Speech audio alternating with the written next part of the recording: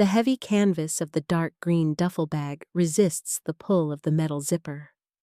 I force it closed anyway, the rough fabric scraping against the knuckles of my right hand, leaving a faint red mark across the skin.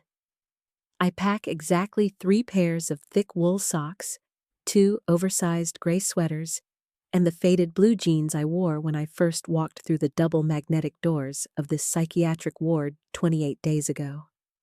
The denim feels loose around my waist now, a physical testament to the weeks spent eating institutional food that tastes like cardboard and heavily salted broth.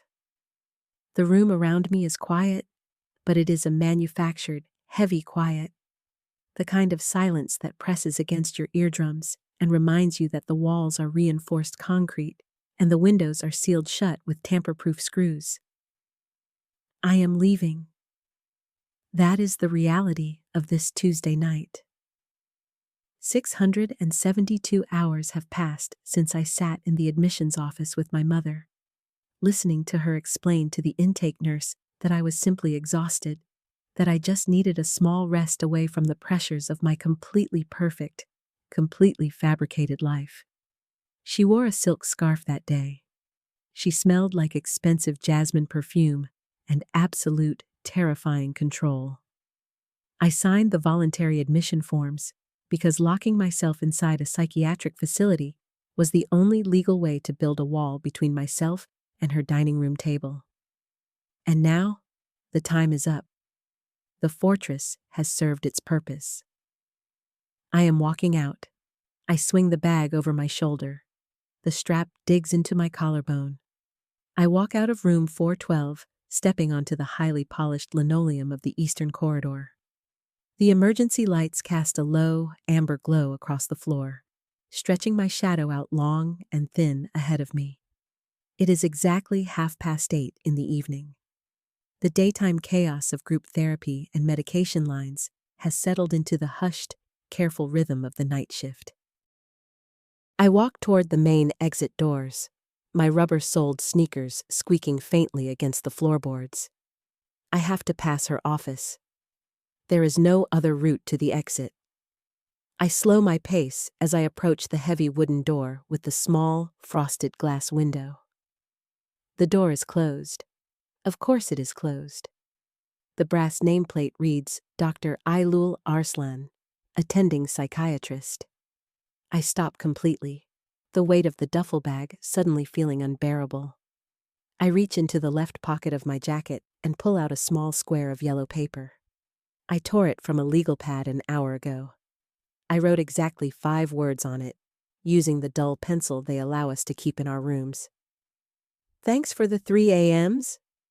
That is all it says. It is pathetic, really. It is a pathetic, tiny reach across a chasm that I have no business trying to cross. I bend down, my knees popping in the quiet hallway, and I slide the yellow square under the bottom edge of the door. The paper disappears into the dark gap. I stand up and I wait. I stare at the frosted glass. I hold my breath, listening for the sound of a chair scraping against the floor inside, listening for the soft thud of footsteps approaching the door. 3 seconds pass. 10 seconds pass. The wood of the door remains solid and impenetrable. No sound comes from within the office. I know she is in there. I saw her walk down this hallway 20 minutes ago, carrying a stack of manila folders, her dark hair pulled back into that messy, utilitarian knot she wears when she is tired. She is sitting right on the other side of this wood, but she does not turn the handle. She does not open the door. The boundary remains perfectly, clinically intact. I exhale, a slow, shaky breath that tastes like defeat. She is a doctor. I am a discharged patient. I was a file on her desk, a puzzle to be managed during the quiet hours of her shift.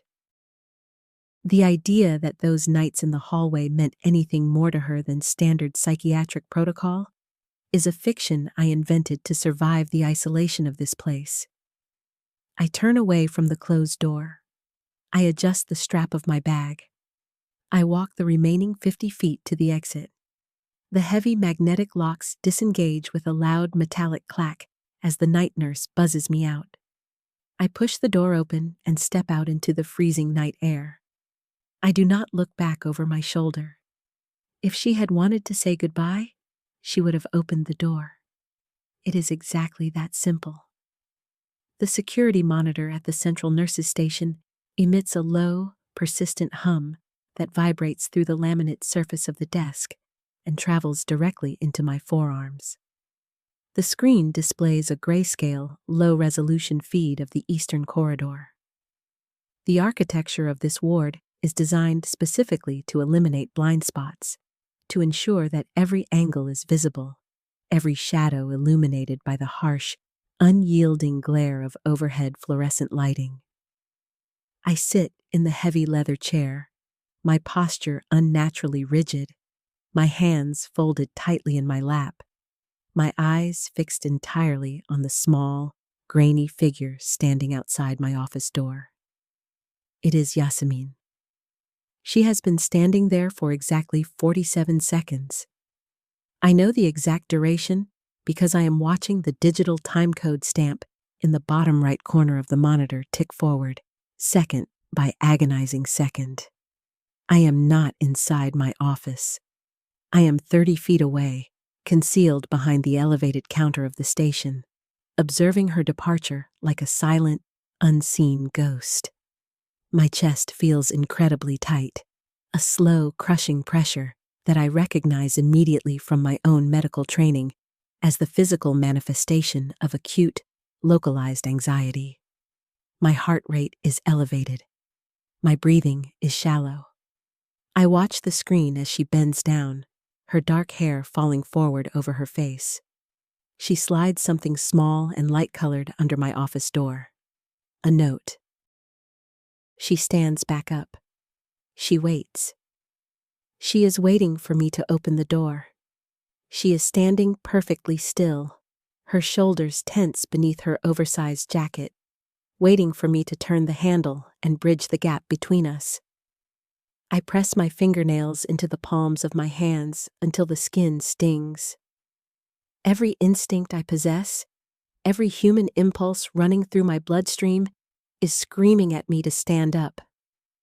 I want to walk down that hallway.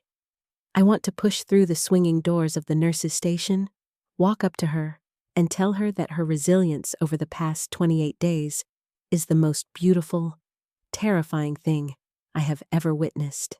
I want to tell her that the night shift is going to feel unbearably empty without her sitting on the floor by the water cooler.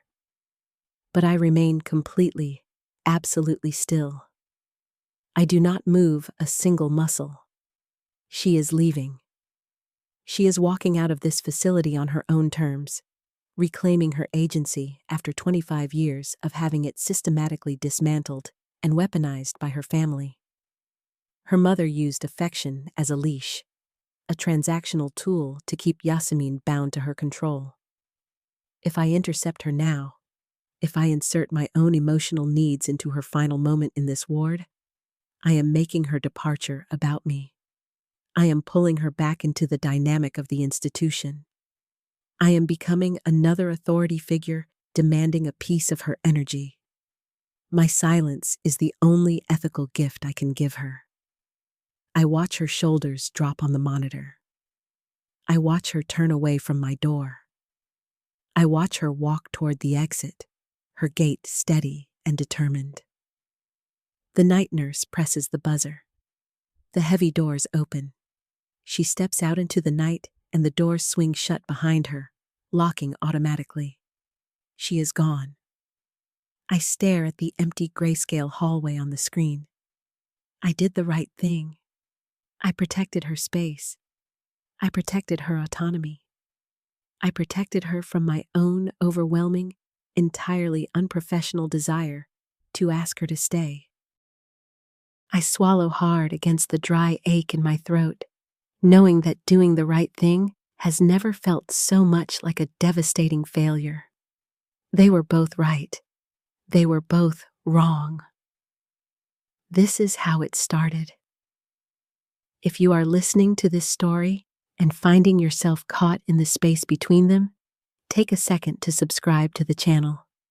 Leave a comment and tell me whose side you are on right now. It helps the channel grow, and it helps me keep telling these stories. Now, let us go back to the beginning. 28 days earlier. The waiting room of the admissions department smells like industrial bleach and old, neglected magazines. The chairs are covered in stiff maroon vinyl that squeaks every time you shift your weight. I am sitting perfectly still. My mother sits next to me, perched on the absolute edge of her seat, her posture immaculate, her hands clasped delicately over her expensive leather purse. She does not touch me. She has not touched me since we got into the car. She is speaking to the admissions nurse in a voice that sounds like a velvet-covered hammer, smooth and entirely destructive. She explains that I am simply tired. She explains that I have been working too hard, that I need a quiet environment to rest, that my recent behavior at the dinner party was just a momentary lapse in judgment caused by dehydration and stress. She explains my entire existence away in 3 crisp, perfectly articulated sentences. I look at the floor. The tiles are speckled gray. I am checking myself in. I am the one who signed the voluntary admission papers. But my mother is orchestrating the performance, directing the narrative so that she remains the benevolent caretaker, and I remain the fragile, dramatic daughter. She thinks this place is a spa. She thinks this is a temporary pause before I return to the perfectly constructed cage she built for me. I know the truth. I looked up the facility specifications online. This is a fortress. The doors lock from the inside. Hand the items over like offerings to a hand, the items over like offerings to a new, strict God. The first night, I lie in the narrow single bed in room 412. The sheets are stiff and smell of harsh detergent. The air conditioning hums relentlessly in the ceiling vent. I cannot sleep. The silence in my head is too loud, a roaring vacuum where my mother's voice usually lives. At 3 a.m, I give up. I push the thin blanket aside. I walk out into the hallway. The lights are dimmed to a low amber. The entire world is asleep. I walk toward the end of the corridor and lean against the cold concrete wall next to the water cooler. I slide down until I am sitting on the floor, pulling my knees to my chest. I just want to feel something solid against my spine. I close my eyes. I sit there for 10 minutes, listening to the hum of the vending machine. Then, I hear footsteps. Soft, deliberate rubber-soled shoes moving across the linoleum. I open my eyes. She is standing there. She is wearing dark blue scrubs and a white coat. She has dark circles under her eyes and a clipboard in her hand. She stops. She looks down at me. I brace myself for the reprimand, for the gentle, condescending instruction to return to my room. The night shift in a psychiatric ward is an exercise in managing ghosts. The patients who sleep are wrestling with their own minds in the dark, and the ones who wake are wandering through the aftermath of their nightmares. I prefer the night shift. I requested it specifically when I became an attending psychiatrist. The hospital during the day is a theater of performance. Doctors perform authority, striding down the halls with an unearned sense of omniscience. Patients perform compliance, nodding along in group therapy to earn their weekend passes. Families perform concern, bringing baskets of fruit while quietly asking when they can leave. At night, the theater closes. The masks slip off. People are just people, sitting in the dark, trying to survive the machinery of their own brains. It is my 3rd year on this ward. I am deeply accustomed to the rhythm of the early morning hours. I walk the halls at 3 a.m. to check the perimeter, a habit born of my own restless insomnia rather than any strict medical necessity. The hallway is bathed in the low, amber glow of the emergency lights, casting long shadows across the floor. I see her immediately. A new admission. Room 412. Yasemin. I read her chart 3 hours ago, sitting at my desk with a lukewarm cup of coffee. Severe depressive episode, acute anxiety, a documented history of profound familial coercion.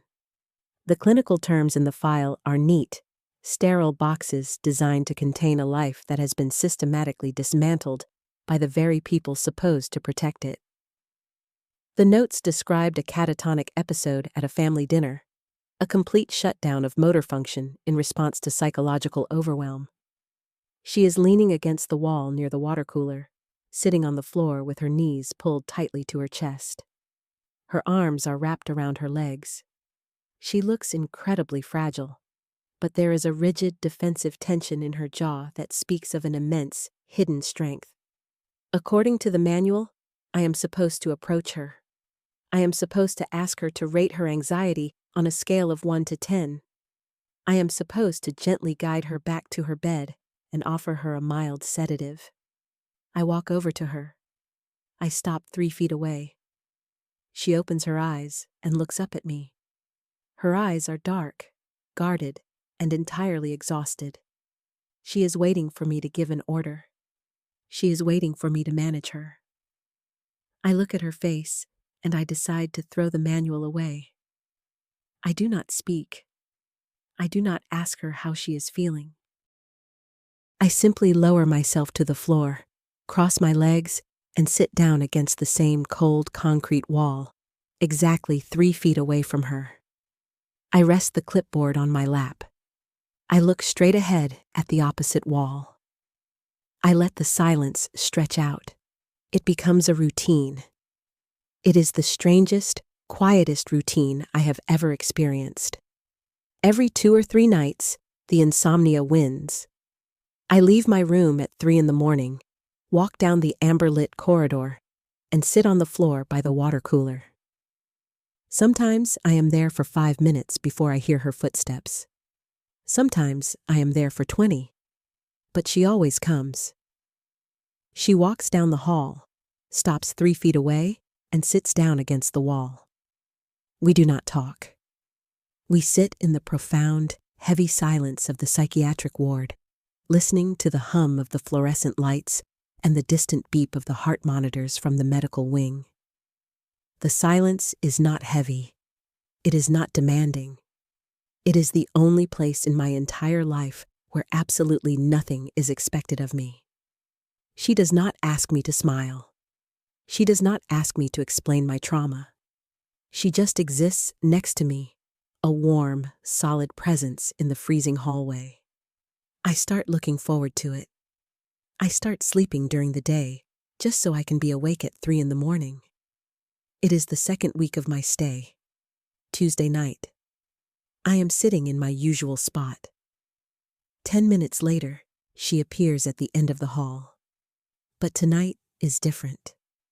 She is not holding her clipboard. She is holding 2 white paper cups with plastic lids. Steam rises from the small openings. She walks over. She sits down carefully, adjusting her white coat. She places one of the cups on the floor, exactly halfway between us. She holds the other cup in her hands, resting it on her knee. She looks straight ahead. She does not offer the cup on the floor to me. She does not look at me and say, "I brought you this." She just sets it down on the linoleum and leaves it there. I look at the cup. The steam curls into the air. I wait. I wait for the invitation. I wait for her to acknowledge that the cup is for me. My mother never gave me anything without explicitly stating the cost. Every gift was a transaction, an anchor tied to my ankle. The minutes stretch out. The doctor drinks from her cup. She completely ignores the second one. My chest begins to tighten. It is a mistake. She brought it for one of the night nurses, or she brought an extra one by accident, and she is just setting it down because it is too hot to hold both.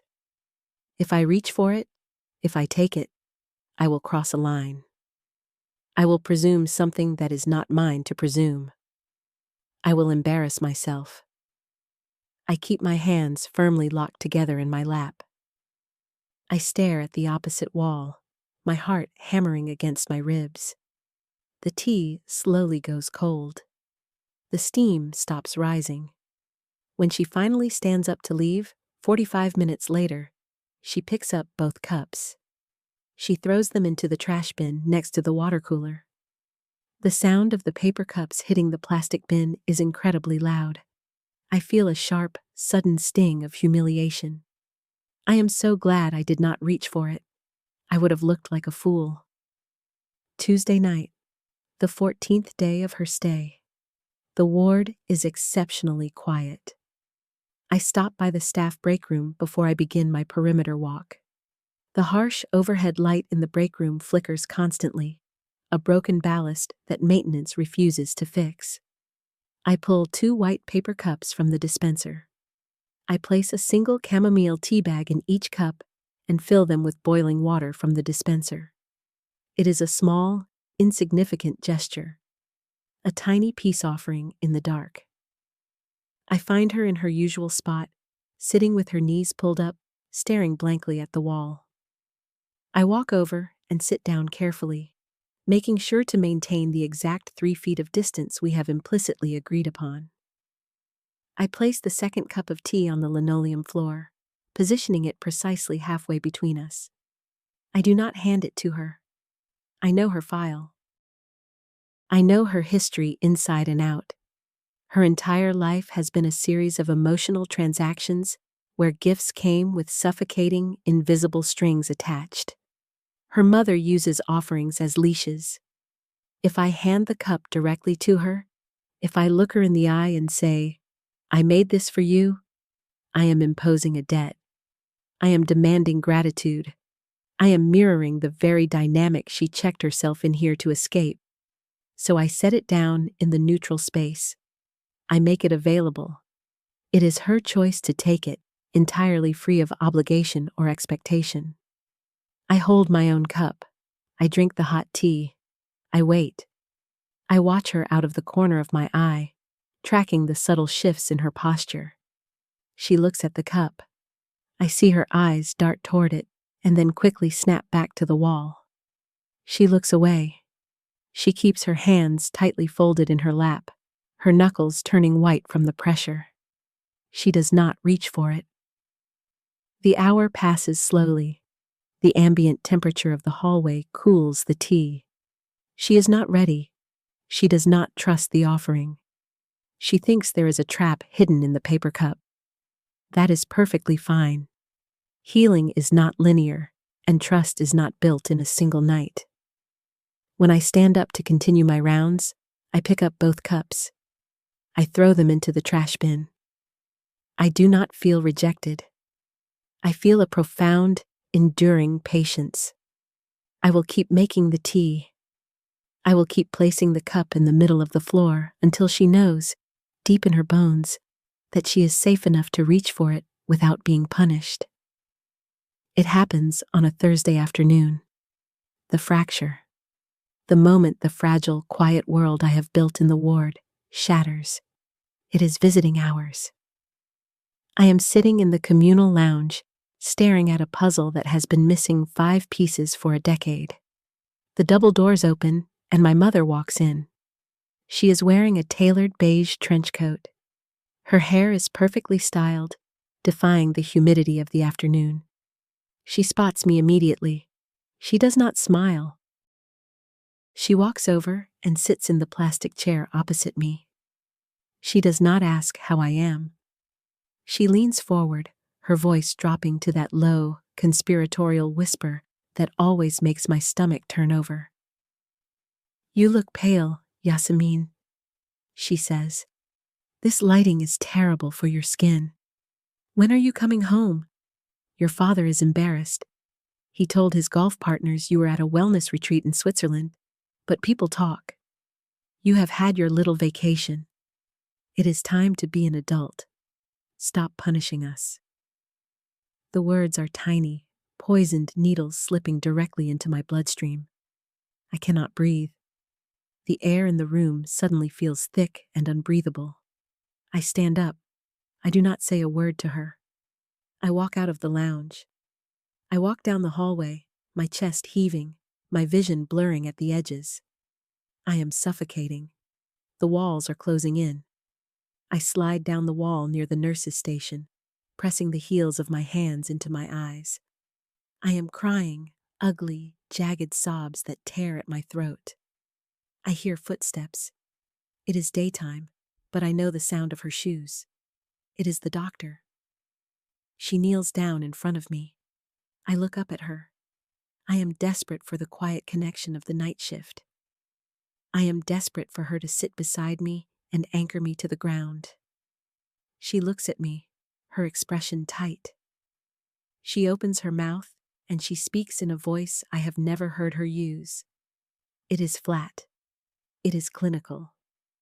It is the voice of an attending physician managing a crisis. "Yasemin?" she says, her tone perfectly measured. "You are experiencing an acute panic response. You are in a secure environment. You have the right to restrict visitors at any time. I can have the nurses escort your mother out." I stare at her. The words feel like a bucket of ice water thrown in my face. Secure environment. Acute panic response. Escort the visitor. It is protocol. It is management. She is not sitting with me. She is handling me. I am a liability, having a breakdown in the middle of her ward. I pull my knees to my chest, retreating inward. "I am fine," I whisper, my voice cracking. "Just leave me alone." I see a nurse standing a few feet away, watching us closely. The doctor notices the nurse. She immediately stands up. She takes a physical step back, putting distance between us. She nods formally. "Let the staff know if you need medication," she says, and she walks away. She stepped back.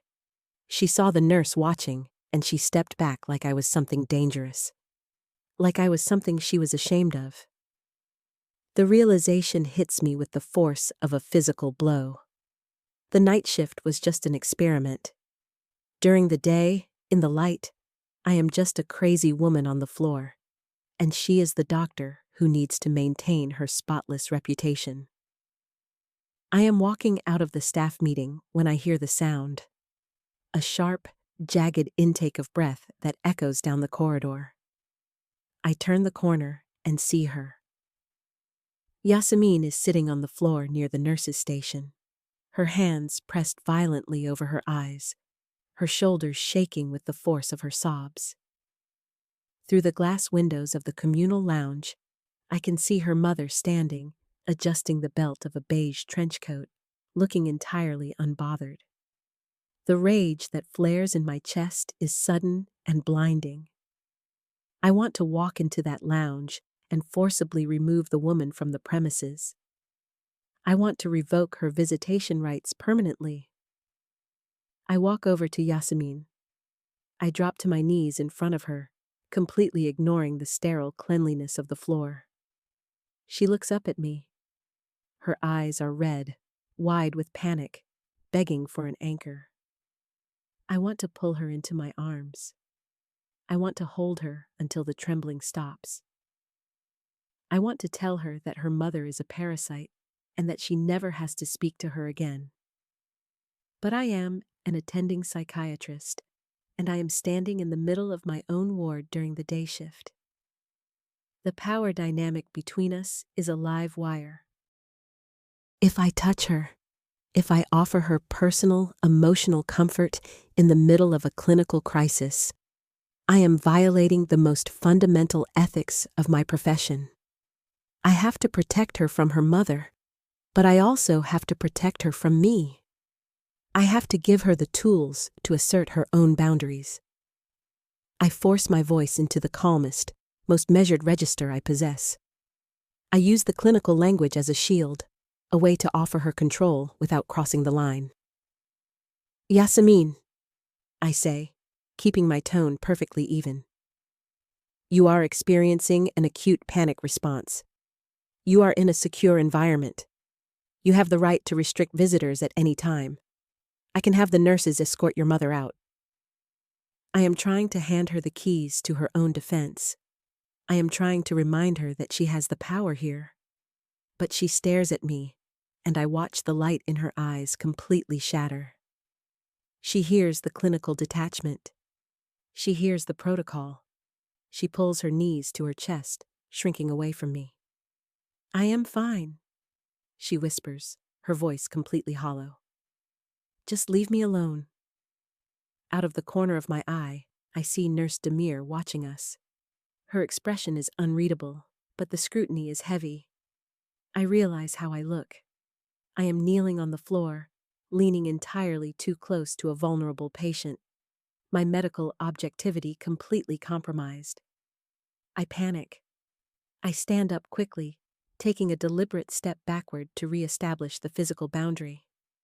I give her a standard, empty directive about medication, and I walk away. I walk down the hall, my heart hammering against my ribs, feeling the sickening weight of what I have just done. I tried to be a doctor, and in doing so, I abandoned her exactly when she needed a human being. The almost. It happens twice. The first time is 3 days after the incident with my mother. I have spent 72 hours avoiding the hallway at night.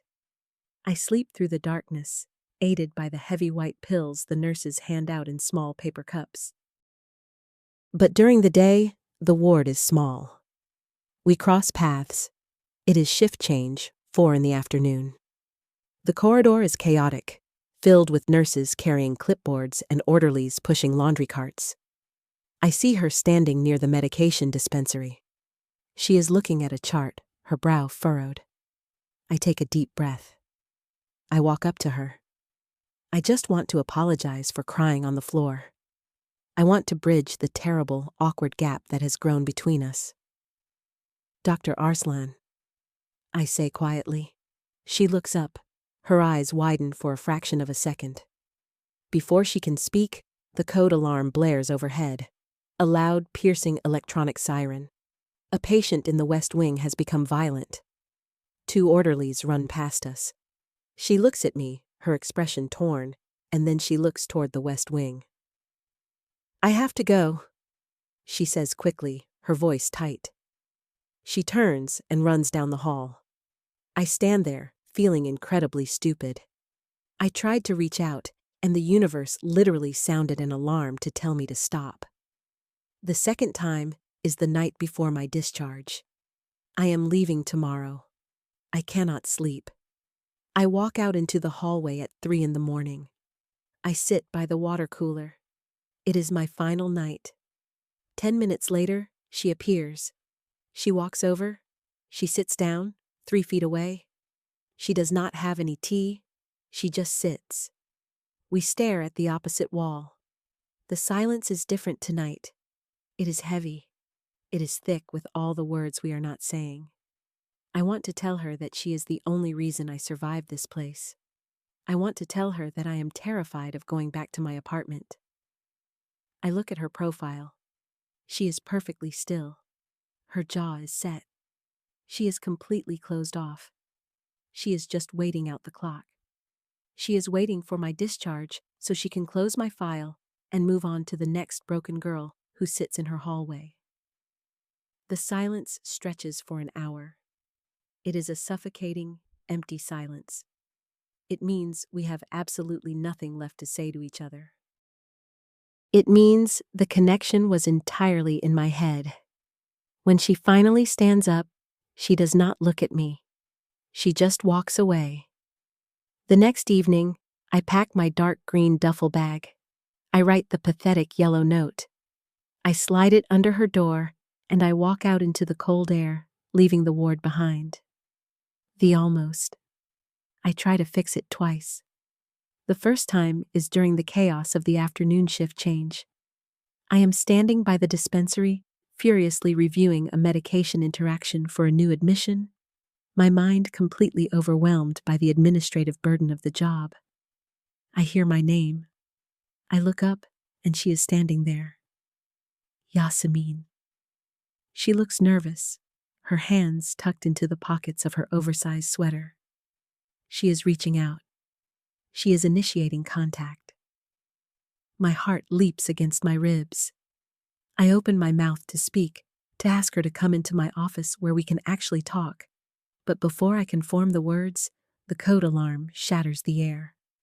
The harsh pulsing siren indicates a violent escalation in the West Wing. It is an all-hands-on-deck emergency. I am the attending physician. I have a legal and moral obligation to respond immediately. I look at Yasemin. I see the hesitation in her eyes. I hate the hospital in this moment. I hate the sirens and the charts and the constant state of emergency. I have to go, I say, the words tasting like ash in my mouth. I turn and sprint toward the West Wing, knowing that I am leaving her standing there, knowing that she will interpret my departure as a rejection.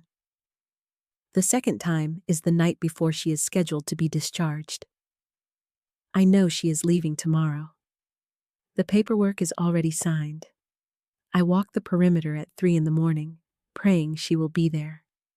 She is. She is sitting by the water cooler. I sit down, maintaining the 3 feet of distance. I do not bring tea. I do not want any props. I just want to sit with her. The silence settles over us. It is the most profound, beautiful silence I have ever experienced. It is thick with the weight of everything we have survived together. I want to tell her that she is extraordinary. I want to tell her that I will look for her shadow in this hallway every night for the rest of my career.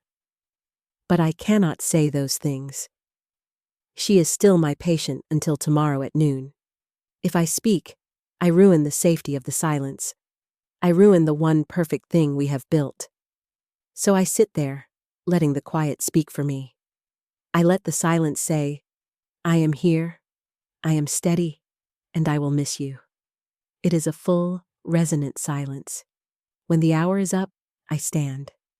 I cannot trust myself to look at her, because if I look at her, I will pull her up from the floor and kiss her. So I keep my eyes forward, and I walk away. The next evening, I sit behind the nurse's station and watch the grainy monitor as she slides a yellow note under my door and walks out of my life. 6 months later. The air in the city has turned sharp and cold, the kind of winter afternoon that makes your lungs ache in a good way. I am standing in the middle of a small, independent bookstore in Kadikoy. The shop smells like old paper, dust, and roasting coffee from the cafe next door. I am wearing a heavy wool coat, tailored and sharp. I do not look like the girl who sat on the floor of a psychiatric ward in oversized sweaters. I have spent the last 6 months fighting for my life. I moved out of my expensive apartment. I changed my phone number. I sent my mother a certified letter drafted by a lawyer, explicitly outlining the legal consequences of her contacting me. It was terrifying, and it was the best thing I have ever done. I am browsing the psychology section, ironically enough, running my fingers over the spines of the books.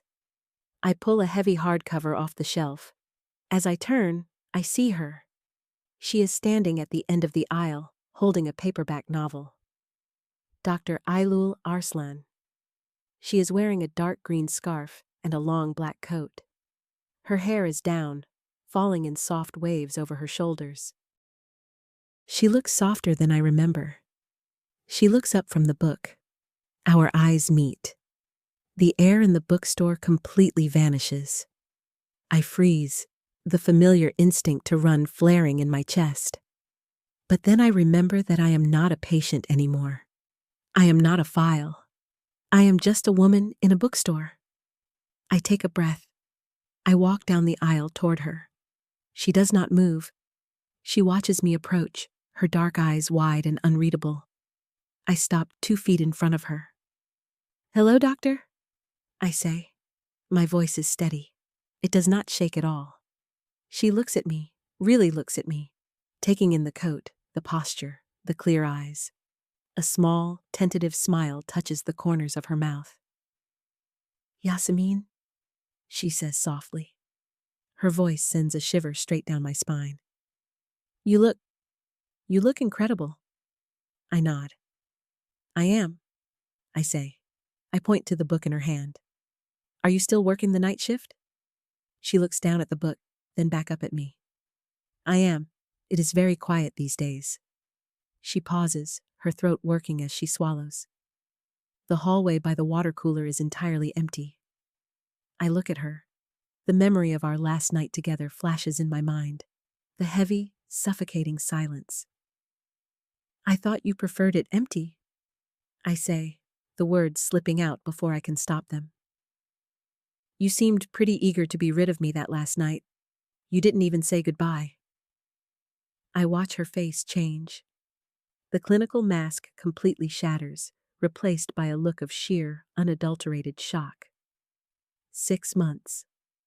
182 days of walking past the water cooler at 3 in the morning and feeling a phantom ache in my chest. I am standing in the narrow, cramped aisle of a bookstore in Katakoi, trying to decide between 2 paperback novels I will probably never have the energy to read. I am exhausted. The hospital has been understaffed, and the endless stream of trauma is beginning to wear through my defenses. I pull a book from the shelf. I look up. She is standing at the other end of the aisle. Yasemin. The breath is knocked out of my lungs so violently I actually sway on my feet. She is wearing a structured wool coat. Her posture is impeccable, grounded, radiating a quiet, fierce strength.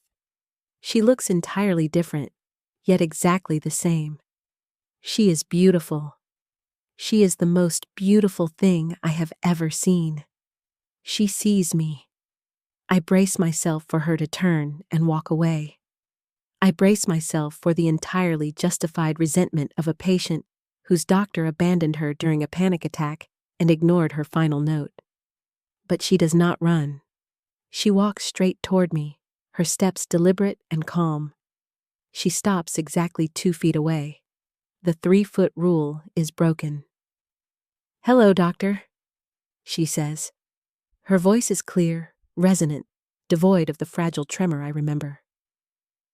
"Yasemin," I breathe.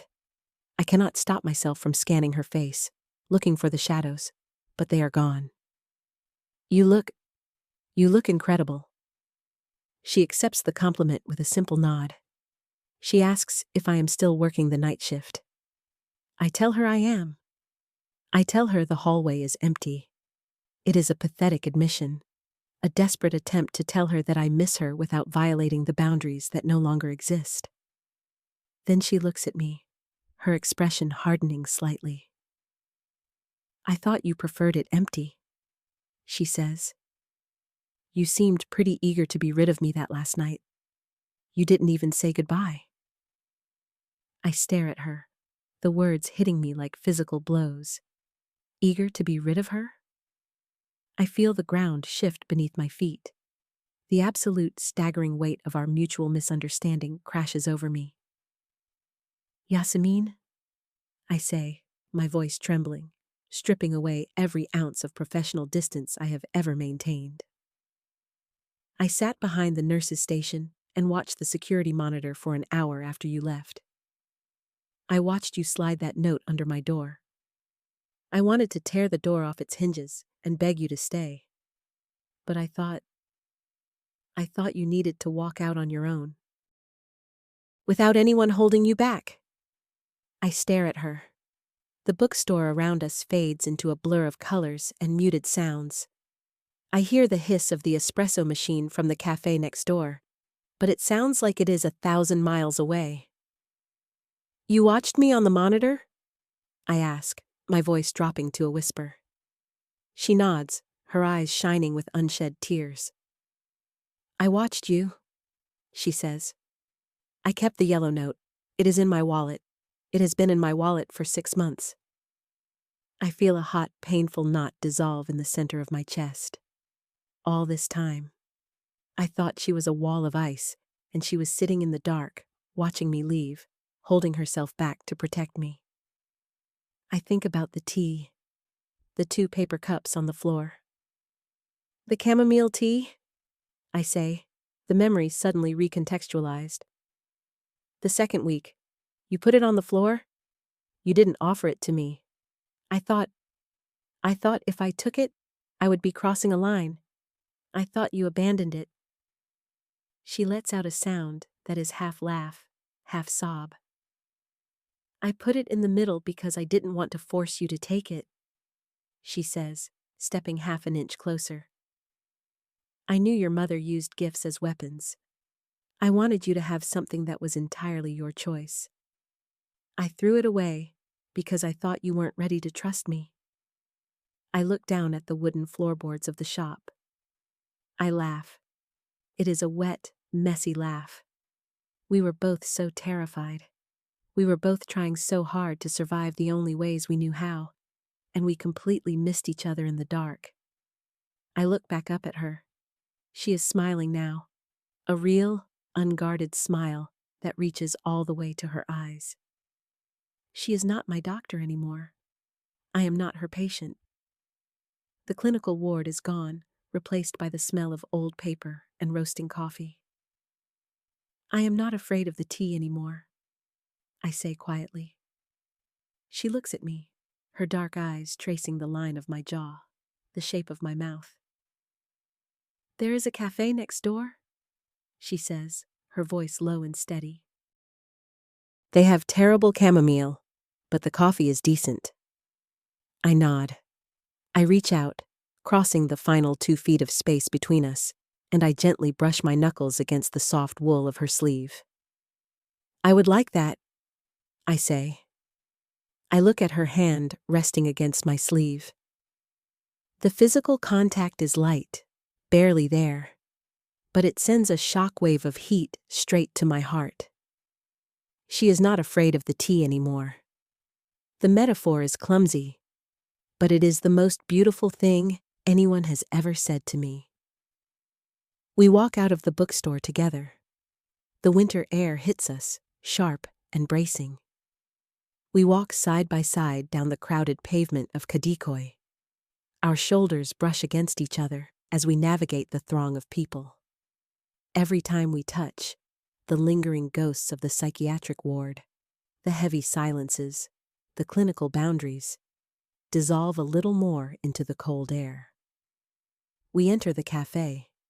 It is noisy, chaotic, filled with the clatter of ceramic mugs and overlapping conversations. It is the exact opposite of the silent hallway at 3 a.m.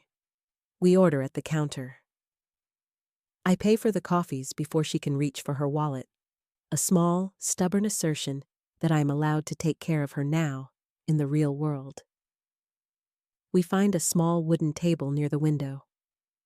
I set the 2 ceramic mugs down. I do not place hers in the middle of the table. I slide it directly in front of her. I look her in the eye as I do it.